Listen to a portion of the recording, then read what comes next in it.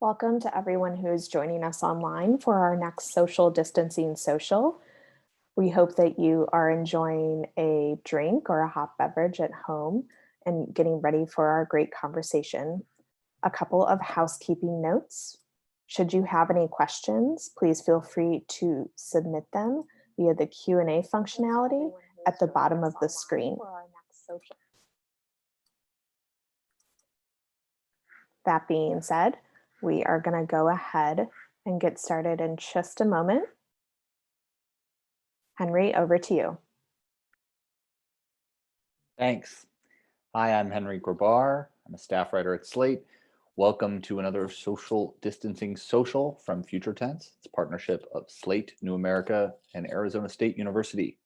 Today, we are talking about climate change, the coronavirus, and long-term thinking. I'm joined by Bina Venkataraman. She's the editorial page editor of the Boston Globe, Future Tense Fellow, and former White House Senior Advisor for Climate Change Innovation. Hi, Bina. Hi, Henry. Great to chat with you. Likewise. So we have seen of late a number of images, some authentic and some doctored, showing what is happening to the Earth during the coronavirus shutdown. Dolphins in Venetian canals, elephants rampaging through Chinese villages. Set us straight here. What is really happening to the Earth as these shutdowns go on? Well, I think the dolphins in the canals of Venice was discredited, as far as I know. That rumor turned out to be not true. But I think the pollution, the decline in localized air pollution in cities around the world has been documented. And of course, there are fewer cars on the road. There are fewer transit routes running. All of that, factories running at lower capacity or some not at all. So I think airlines, another air travel, way down right now.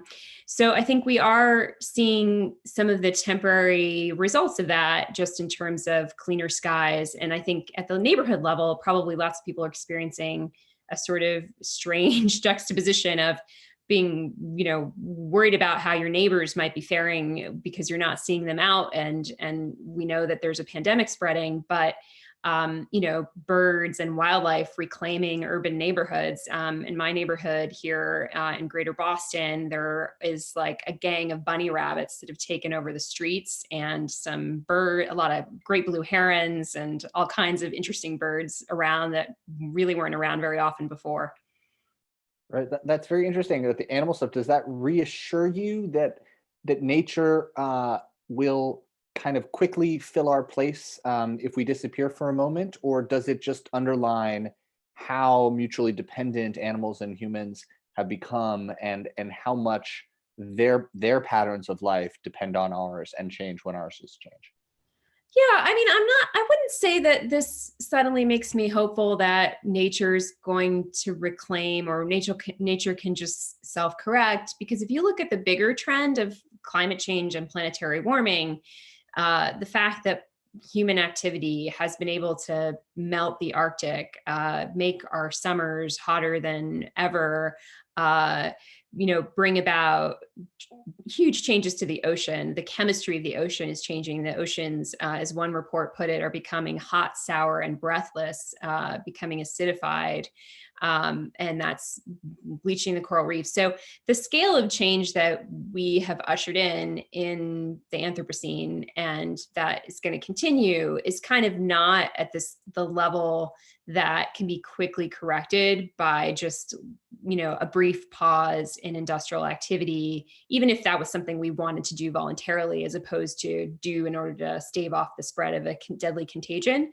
So I'm not necessarily taking great solace in this. I think what's charming, I guess, about having some animal sightings, or, having people in India talk about seeing the Himalayas from northern India for the first time because there's less smog in the sky, is, I think, what it's doing, both for people's ability to appreciate and tune into nature in their daily lives, and how that might be helping people to deal with the, I think, psychological effects of social distancing and this pandemic.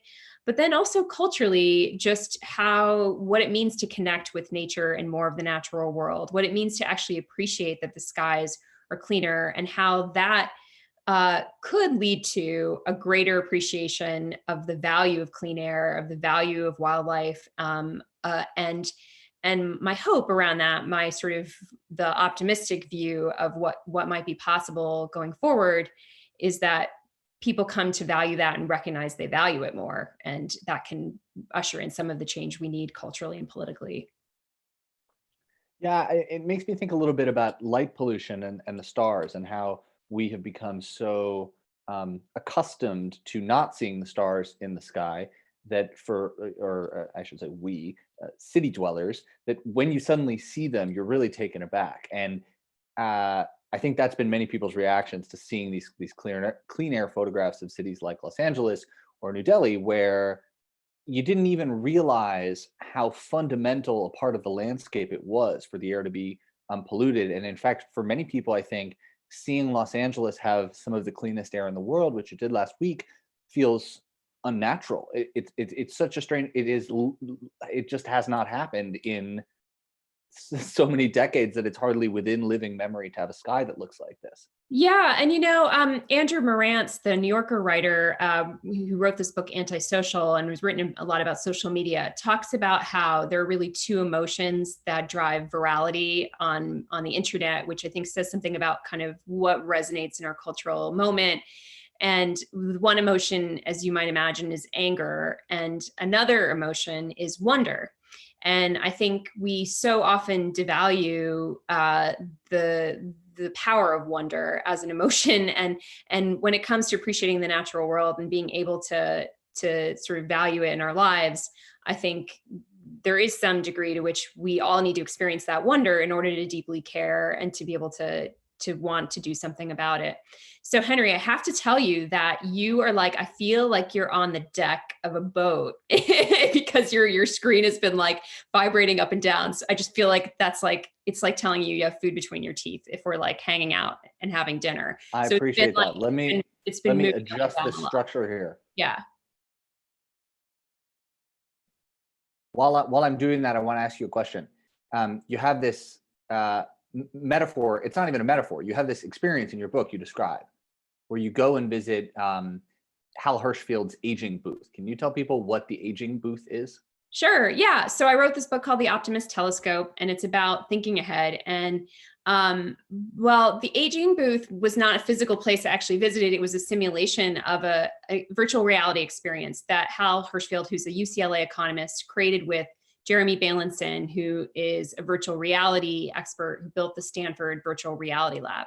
So Bailenson and Hershfield came up with this idea, which was to say, let's create a way for people to see aged versions of themselves, avatars of themselves in virtual reality. So as if you're looking in the mirror, but if you're a college student, you're looking in the mirror and then you see an aged version of yourself mimicking back your gestures, your movements. And the experiment that Hershfield did that I thought was really interesting with this was to see how it changed, or whether it would change, how college students, their willingness to save money for their own future. And what he found is that comparing it to people just looking at pictures of old people or hearing about the need to save for the future, that when people actually saw this version of themselves in the future, it allowed them to have more of an interest and a will to save for their own future. And I think what I found fascinating about that, and what I talk about a lot in the Optimist Telescope, is this sort of gap we have when it comes to planning for the future.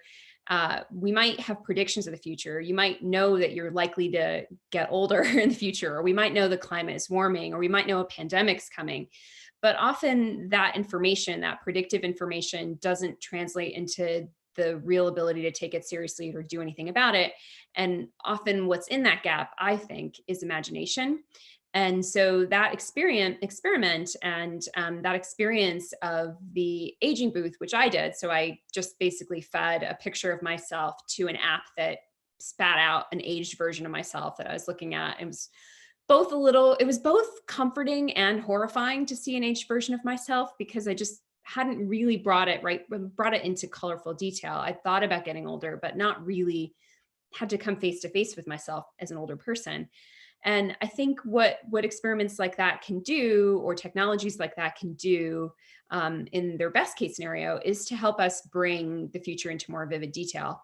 And that same virtual reality lab at Stanford that created those aged avatars of the college students that helped them save also created a virtual coral reef that that I did get to swim in when I was visiting and researching the book. And it started out being a lush, colorful coral reef, from sort of present day, or maybe even from the past. And then it flashed forward. So I was swimming in this reef, and then it was suddenly the year 2100. And the reef, given current trends of the ocean getting warmer and getting more acidic, was now dried out. It was like a skeleton of a reef. There were no fish, there were no colors. And so I had that experience, let's say simulated experience of swimming in the changed reef, of traveling through time into the future. And in experiments that Bailenson has done, showing people pictures or documentaries about the threats to the coral reef, having them read a little narrative about the threats to coral reefs, contrasting that with the experience of swimming in the virtual coral reef that dies, the interest level and concern for the reef is sustained longer in the people who have this virtual reality experience. And I talk about those two experiments, not because I think that virtual reality is some panacea that's going to solve our ability to deal with climate change, or ability to imagine the future, whether it's a pandemic or something else, but more because I think it's really powerful to think about ways we can bridge that imagination gap. And technology is certainly one of those ways. There are other ways that we need to use as well. Well, okay, so maybe I'm barking up the wrong tree here, but it sounds like the fact of seeing an aged version of yourself probably inspires some degree of concern and compassion, and above all, I think triggers this kind of imaginative jump where you're suddenly able to envision the future. And I wonder if there's a positive version of this that might be happening right now with air pollution, where we can look at these places and something that seemed unimaginable, which is, say, seeing the mountains from New Delhi, suddenly becomes possible. And if that very moment sort of carries forward, even when this crisis ends, and people keep it with them as a reminder of what's possible. Yeah, I think that's a best case scenario, or a good scenario that could come from this. And we should probably talk about the bad case scenarios too. But in terms of cultural awareness, I think there's a couple of, it's hard to imagine culture changing until it does. And there are always people who are kind of on the vanguard of changing culture. And often they're people who are driving social movements or popular culture figures, right? Who kind of show us things before they actually become reality and do them for us. And I think what the pandemic is doing, it's by no means a welcome disruption of our lives. It's by no means something we should be celebrating. But what I think we can take as a sort of silver lining is that it is giving us a little bit of an experience, both of how things might operate for people who don't have to go to essential jobs right now, who don't have to travel outside their homes and are commuting less, driving less, people who are flying less, sort of white collar workers who aren't traveling by plane a lot, or gathering in in-person conferences, or finding alternatives to that. I think it's a bit of the art of the possible is being demonstrated by just sort of how we're organizing our lives during social distancing. How much of that carries over to the world after the pandemic is anyone's guess. But I think what's important is that once you change, right? Like once you change some of your practices and cultural norms, that possibility becomes much more real and salient than it was before. So I do have some hope that people will rethink, how many flights do I need to take every year? I actually was pretty happy with the lifestyle that I had during, when social distancing, and I didn't fly as much. Some of us fly, probably way too much. Can different ways of configuring workplaces and teams help us reduce commuting pollution and organize cities more efficiently, organize workflow more efficiently. I think those could be some positive, net positive for the climate, and even possibly just positive for how we work and how we live, right? Like just finding ways to work that are more humane, finding ways that are also good for the environment. One thing we've seen with climate change is that people, even well-educated, well-meaning people who believe that human activity is warming the earth and that it's creating a catastrophe, seem very reluctant to change their personal lives to do something about it. And there's a lot of debate about whether or not personal behavior makes a difference. But the feeling seems to be that there's people are really interested in technology, helping them preserve their current way of life, which is to say, flying all the time, driving 20 miles to work each day, and interested in ideas like carbon capture and electric cars and all this stuff coming along to enable us to continue to do things the way we're doing them now. And I'm wondering if you see parallels with that in the coronavirus, which there's also this sort of expectation of a technological savior arriving in the form of vaccine or some sort of treatment that would enable us to finally get back to normal. And then there's the more difficult question, which is, we've really changed our behavior, and are we going to have to change our behavior for months at a time or even for years? It's an interesting parallel you're drawing there. Yeah, I mean, I think it's true. And I mean, behavior change is part of the solution to both of these problems, but they're both also very different. So I think one thing we really need to point out, it's a sort of elephant in the room when you talk about the need for behavior change in either of these spaces is our political institutions and what they should have been doing and should be doing on these problems. So when it comes to pandemic preparedness, and I would take this back decades, there's just been a failure to adequately prepare in this country for a coming pandemic. And certainly in this administration, that became very acute, even with the pandemic right on the horizon. The response of the Trump administration was really slow and put us in a place where we couldn't just isolate, test, and contact trace those early cases coming into the country, where we had to get into hardcore behavior change, social distancing to deal with this problem. Now, you could debate, and if a real epidemiologist were in this conversation, whether we would have had to do some degree of that anyway. And now we're seeing, second waves of the COVID-19 outbreaks hit Hong Kong and Singapore that are showing us that those early efforts weren't alone enough to stave off the whole pandemic.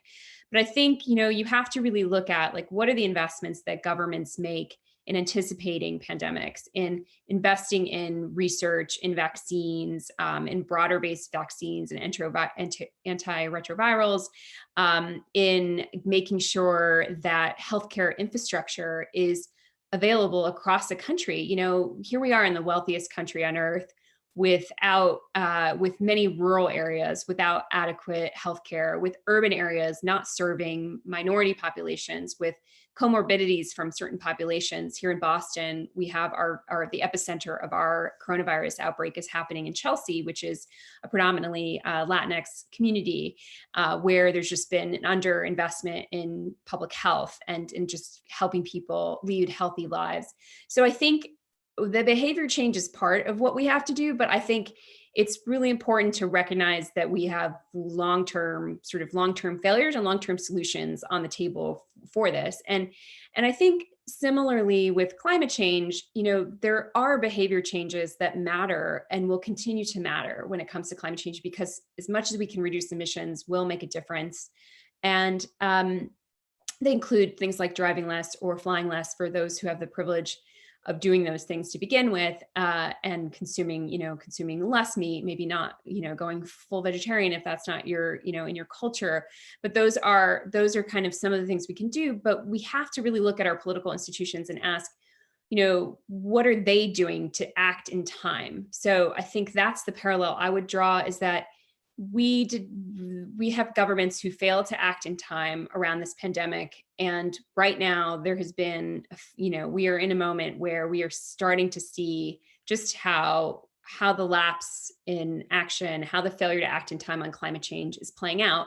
And I don't think we should put everything on individual individuals to sort of solve this problem. It's sort of requires a lot. And what I think is really interesting to think about is what is going to change in terms of the political will to respond to this crisis, with the pandemic having happened. Like, can that change anything about the political will that there is to respond to climate change? So I don't know. Did I answer your question? I hope I did. I feel like I rambled about a lot of things. Wasn't so much a question as a prompt. I mean, to me, the parallels between, I can't decide if the parallels between coronavirus and climate change make me optimistic or not. I mean, there are a few of them. This idea that we had early warnings and we sort of knew that this was going to get here sooner or later, and that we had to prepare, and we didn't. There's been this kind of debate over expertise, where you see the people who really know what's going on, in some cases being shut out of the room. I mean, who am I kidding? We're talking about the President of the United States. We're talking about certain mayors and governors who probably were reluctant to see reality, even if it was when it was staring them in the face. And just generally an interest. And I don't think this is reserved for America's malfunctioning institutions. I think this is true of people too, of just being a little reluctant to even see 2 or 3 weeks in the future, and being more interested with what my plans are this evening. Absolutely. And that's part of why I wrote a book about thinking ahead, because of that very conundrum of finding that we're always right. We seem to get into these problems collectively as a society, but even in our own lives, where we do things now and don't think about the future consequences, even when it's in our own interest to think about the future consequences. And I think here, this parallel around scientific expertise. And I mean, I have felt that seeing the response to this pandemic has been a little bit of it's a time compressed version of seeing the response to climate change, in that there is a devaluing or a distrust. There's been a lot of misinformation put out there, including from the White House, about the state of the science. And that continues to be the case, whether it's overhyping particular treatments before they're proven, or talking about, the time horizon of the epidemic itself. And so I think in both cases, right, what's really important, I think, for us as a democracy is to think about how we lift science out of the realm of this partisan sort of controversy, so that it can actually serve everyone. Because this pandemic just puts such a fine point on how the use of credible science is integral to people's safety. It's to public health. And that is very true when it comes to climate change as well. It's just being stretched out over a longer time horizon. The disasters will come in more episodic form and in slower motion than this pandemic. But there's certainly going to be the same need for everyone to trust the science. And unfortunately, it's not good enough to just say, I trust the science, or my governor trusts the science, because we know these are transboundary problems that affect all of us. And particularly with climate change, it's a collective action problem, right? The more people who distrust, the less likely we are to sort of deal with the crisis. Yeah. But I think, in terms of political will, I mean, we shouldn't let a good crisis go to waste. So I think there are a lot of opportunities right now to think about whether it's the stimulus packages that are being rolled out for industry, or thinking about even just the emboldening of regional leadership, governors. Mm-hmm. How can you, if you're going to bail out the airline industry, can you rein in their emissions? Can you force new technologies to come to the fore? Right. If you're going to have sort of a New Deal style rescue of the economy going forward, can you use it to invest in really, truly clean energy technologies? And modernizing the grid, the electric grid in this country is just so antiquated, and it's controlled by a bunch of feudal lords all around the country. It really could be something that's re-energized in a sort of era where we're willing to rethink and make huge investments, which I think this economic downturn is leading us to the point where that kind of real structural big ideas around how we reinvent the economy is going to be possible. And embedding into that ways to reduce emissions, ways to get greener technology, ways to become more resilient in our communities, so that when those floods and heat waves and droughts hit, communities have stronger ways of preparing and stronger infrastructure. I think all of that is an incredible opportunity we have at this moment, because it's a moment in which the federal government is going to have to spend in order to get us out of this crisis. Many governments across the world are going to have to spend simply to get the economy back working and people back to work once they're ready to go back to work. And once it's safe. And so I think that's where there could be a great opportunity.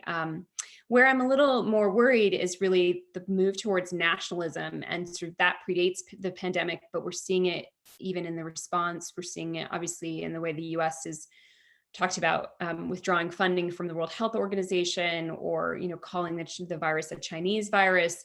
All of these different ways of sort of breaking down into our national identities and sort of silos, I think are ultimately dangerous and could undermine our ability to deal with climate change, which of course, requires global collaboration, requires financing of the countries that are going to have a harder time going to a green economy. Right. It seems like in either we're still at this moment where you can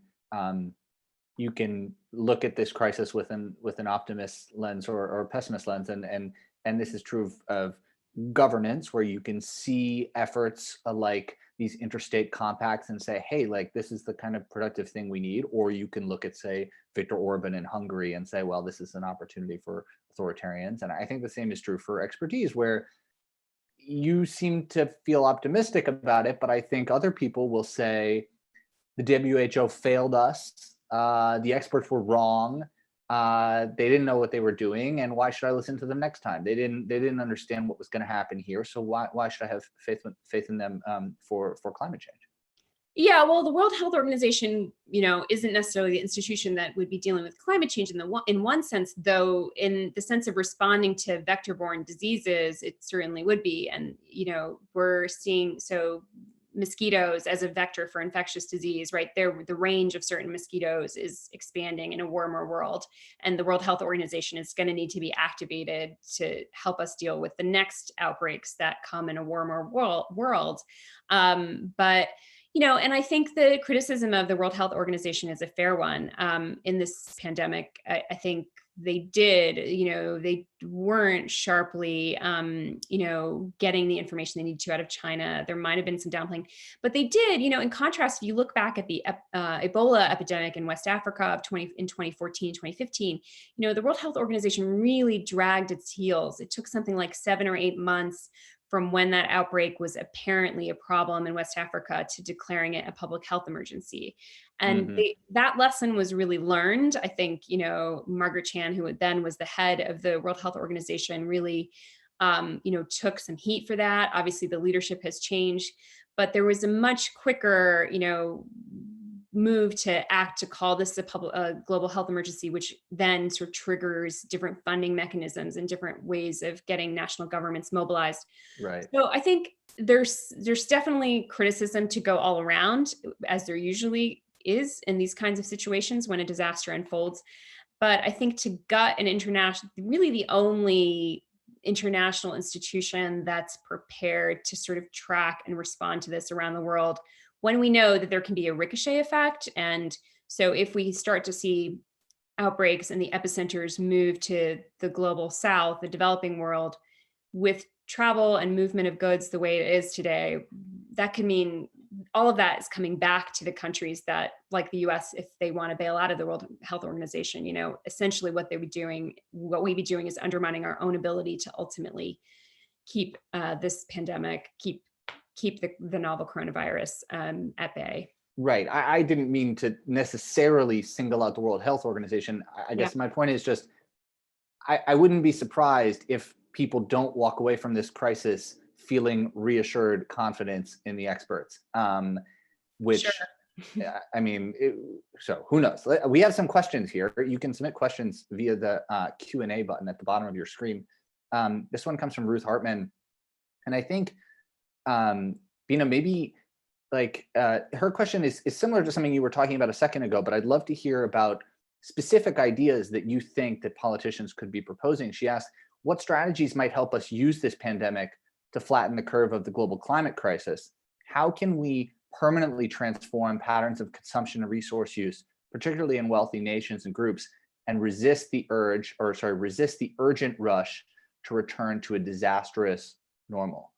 I love the way the question's phrased. So thanks for that. And yes, I mean, I think part of it is using investment. So thinking of stimulus not just as sort of like giving electric shock therapy to the economy, which is how a lot of people tend to talk about it, or as one friend of mine put it, putting the economy on Viagra so it can just, kind of go and do what it was doing before. But really think about it as building a stronger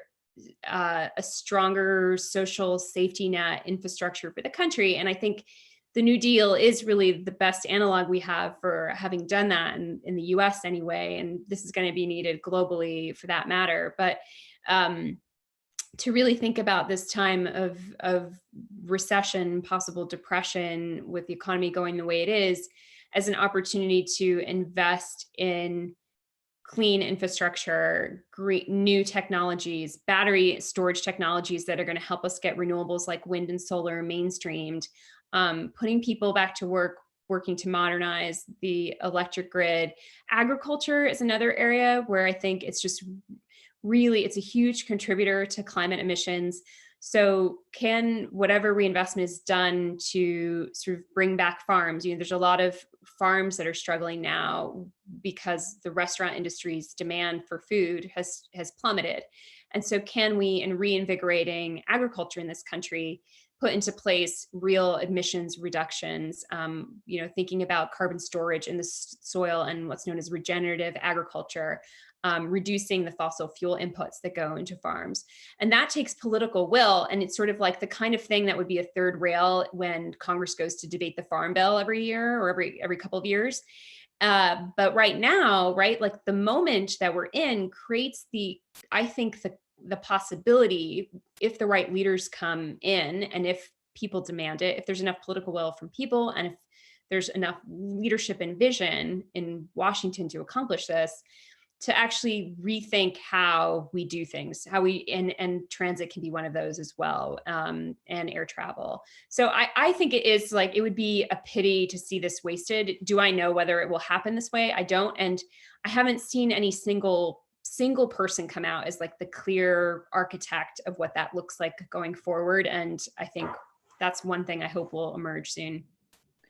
Right. Yeah, I would add that one really easy, concrete thing that's long overdue is raising the gas tax, which we have a golden opportunity here where gas is like 99 cents a gallon, and and nobody seems to be using it, and the world has too much oil, and it just seems like a great time to both discourage further gas consumption and encourage people to sort of buy more efficient cars and think twice about their airline travel, but also potentially use it to raise money to build the things that we need to get away from having to drive everywhere. Absolutely, yeah. And I mean, that's kind of my hobby horse as a guy who's writing a book about parking, but it just— Are you really? Oh, that's great. But yeah, the gas tax is a great example, right? Because there's both a reduced need for fuel and also the prices are so low. I'm glad you brought up that example. There's another good climate change question here from Ralph Brown, who asked, could this pause in human economic activity allow us to obtain a quantifiable measure of human-caused climate change that can be extrapolated to better understand what's required to achieve our carbon reduction goals? That's a great question. I mean, I know that I'm not a climate scientist, so just that caveat. I do know that there are some people who are modeling this moment, who are trying to look at what this creates in the climate models. I mean, I don't think that we've had trouble as a society. I don't think that climate science has struggled to quantify the impact of human activity on the warming of the planet. Like I think that it's been pretty well mapped, just from the point of view of parts per million in the atmosphere, mapping to temperature rises and modeling out what temperature would have looked like in the absence of that. That said, I think that there are people studying people much smarter than me who are actually studying what's happening now and what influence it's going to have going forward. So I think it's a reasonable question. I'm just not sure I'm the right person to give you the details on that. Yeah, I think that it might be more likely that we would be able to ascertain like localized effects of reducing, say, air pollution. Like we don't have to, it doesn't have to be a hypothetical anymore about how long it would take the air to get cleaned in Los Angeles if traffic was reduced by 60% or something like that. And while that may not be exactly the same as achieving a global decrease in carbon dioxide use, it does let us think about how to basically what we would need to do to make those policies happen. And I think the window for imagination has just opened a little wider here. Yeah, no, I think that's a great way of looking at that question. Yeah, absolutely. If there's a way to better demonstrate to people the art of the possible, because I do think, I mean, this is one thing that's been really difficult with this problem, is that people feel a lack of agency to do anything about climate change. It feels like this runaway problem often, especially with the projections of where we're headed. And I think if this moment can be used to help articulate and sort of paint the scenario for people of what our agency looks like. What does it look like when we make choices? Oh, it looks like this, like look out your window, but also here's a model of what would happen if we did this for longer. Let's decide collectively whether we want to do that. And let's hold our leaders accountable for making it possible.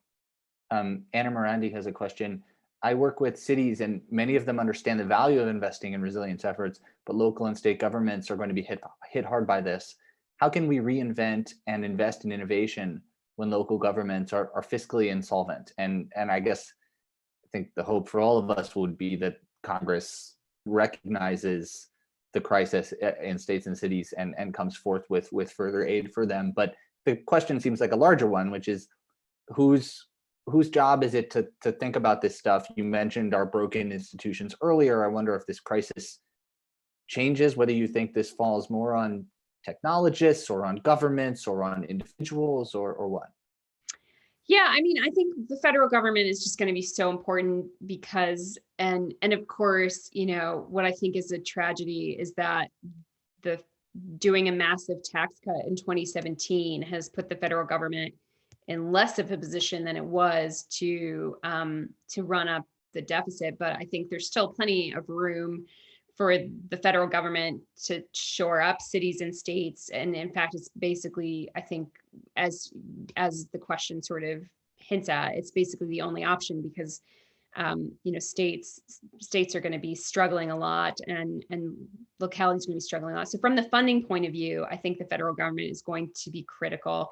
I do, hope the philanthropic and business sector step up a lot in this era, especially those who took those lucrative tax cuts and did share buybacks and didn't reinvest in the economy. And I'm hoping that this next round of stimulus, as it goes to the private sector, is really scrutinized for how those funds go out and the sort of accountability around what the companies do with it, right? They should be keeping their payrolls, keeping people hired, reducing their emissions, all kinds of things. They should not be buying back shares. They should be reinvesting it in innovation. So I think all of that's going to be important. But I also think we can't like expect the philanthropists and business leaders of the world to somehow save us in this moment. I think we need leadership. Sometimes the leadership is going to come in the form of the sort of moral clarity. Sometimes it's going to come in sort of the pragmatic designs, being architects of designs. And what I think is interesting about the sort of the governors who've rallied together in just the last day on the pandemic, the last day or so. So we have a group of West Coast and a group of East Coast governors, kind of like rap battles. But they're getting together and basically saying, we're going to decide based on the evidence, what the data show around the number of cases we have, our hospital capacity, and where we are in the course of the epidemic, how we're going to bring our economies back online, reopen, relax social distancing measures. And I think that kind of leadership of state governments, state leaders saying, we're going to look at the science and make sound decisions, and we're going to come together in coalition. So there's already a model for that around the power sector, electricity sector. Here in the Northeast, there's something called the Regional Greenhouse Gas Initiative, where governors have already gotten together, states have already gotten together since 2009 and reduce their emissions, but much more of that could happen across the country and indeed across the world in terms of regional leadership, where people who have leaders who have certain kinds of jurisdictions can come together and use their collective, whether it's purchasing power or regional coordination, as a way of addressing climate change, whether that's setting up better transit that's greener and cleaner, modernizing and reducing emissions in the power grid, investing in new technologies. So, and I think that's something hopeful, is that in at least the US right now, people are looking to those governors. They're looking to them as real leaders and looking for that kind of leadership, not just from the White House. And I think in some ways that might actually be a more sustainable course of political action, because often what a state starts investing in and doing, right, can create a lot of momentum that sort of sustains itself with the private sector and all of that. Absolutely. And we saw that with California leading on vehicle emissions. I mean, like, interstate compacts are absolutely big enough to force the hand of the private sector. If they, if a company wants to play ball in New England, which is a massive market, then they need to, do X or Y. That seems powerful. I want to turn to combine two questions. One's from Ellen Myers about plastics, and the other's from Donald Carlo about mass transit. Both are both the sort of recent trend in mass transit use in big cities and a sort of move to rely less on single-use plastics and more on reusables have been challenged by this crisis. You're seeing, obviously transit ridership has fallen through the floor. We have no idea when it's going to come back. And we're also seeing some of these plastic bans get undone as cities tell people, actually don't bring renewable grocery bags. We're going to go back to single-use plastic bags. And I'm wondering does that feel like a blip to you? Do you feel a sense of pessimism about that? Yeah, I think that the plastic bags, I feel a little bit differently about the two problems. So I think on the plastic bags issue, I hope it's a temporary blip. That said, I think there's going to be a period of time where this just culturally changes us. People are going to be more afraid of reusable bags, or they're just going to want, more products that are wrapped in plastic, right? Like some of us, like when I buy vegetables, I bring my own reusable bag, even for those vegetables, but people are going to buy more packaged things because they're afraid. And I hope that that's a more temporary sort of lapse in our consciousness that was really growing around using less plastic. I think it's unfortunate that there have been industry advocacy groups that have really seized this moment of crisis and exploited the crisis to try to fight those bans. And I think it's going to be on sort of both political leaders and local people organizing to really bring all that back, as we can turn our minds away from the pandemic. On mass transit, I'm much more concerned. I do think, just financially, again, there's a huge problem. And then there's also the fear factor and the culture factor. So how do you bring people back to using mass transit when mass transit can be viewed as a place that's dangerous from a public health point of view, where people gather, cluster? And, I'm interested in, and maybe there are people who can put in the comments if they know of any models of how do you restore faith in a public transit system after a devastating event. So obviously London had the underground attack, or the tube attack, the Tokyo Underground had the chemical, attack. And so how do you kind of get people back to using transit? Because I think that's going to be a big part of how we do this over the long term. And, here in the Northeast, like between New York and Boston, these big urban centers that I'm the most familiar with, there was already like a huge need to invest in this transit infrastructure before any of this happened. And now we're facing, budgets that are going to be constrained, ridership that's going to be down. And so I think, again, here's where a New Deal style investment could really say public transit is the priority going forward. We need to just shore up public transit. We need to get commuter rails so that we're thinking of the city connecting beyond the city so that there's affordable housing for people.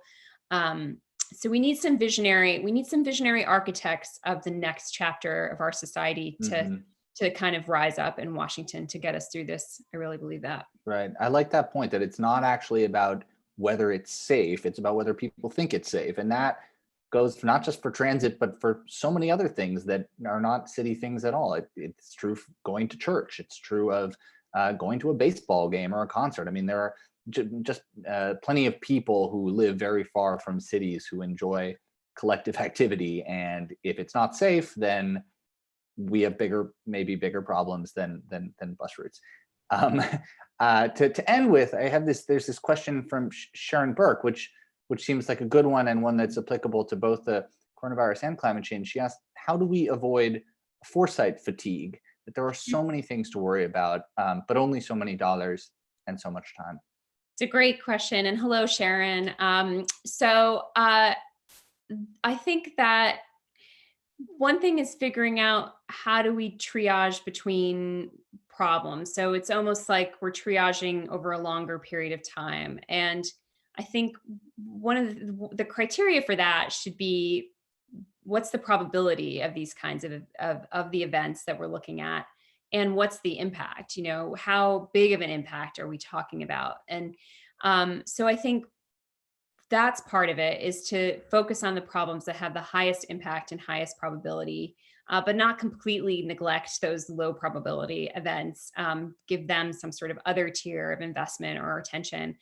And I think the other thing for foresight fatigue, I mean, to me, that's kind of connected with the psychology of how people, this in the Optimist Telescope, I kind of researched this question of, why do people turn away from the future? Like, why does the future become so overwhelming for people? And often it's the case that there is a sense that there's doomsday on the horizon and that you have no power or agency to do anything about it. And that's why not drink like there's no tomorrow if that's what you think the prospects are.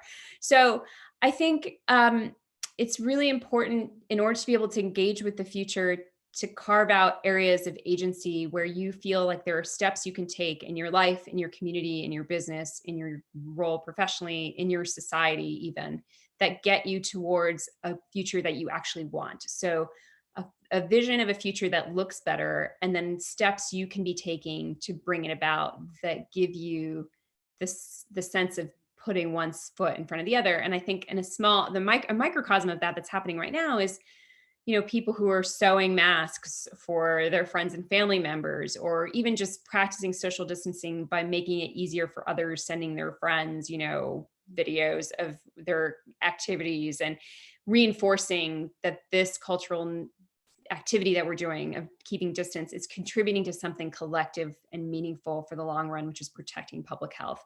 I think we need versions of that for climate change, where we can each be doing something that's part of something a bit larger, where we can see it contributing to a collective whole.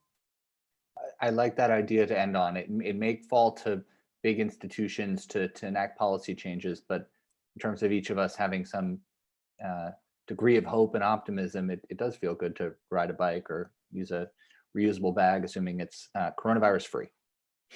Right. So, and with that, we'll wrap up. Thank you, Bina, and thank you to everyone who joined us today. There are more Future Tense social distancing socials on Tuesdays and Thursdays. Bye for now, and have a great evening. Thanks so much, Henry.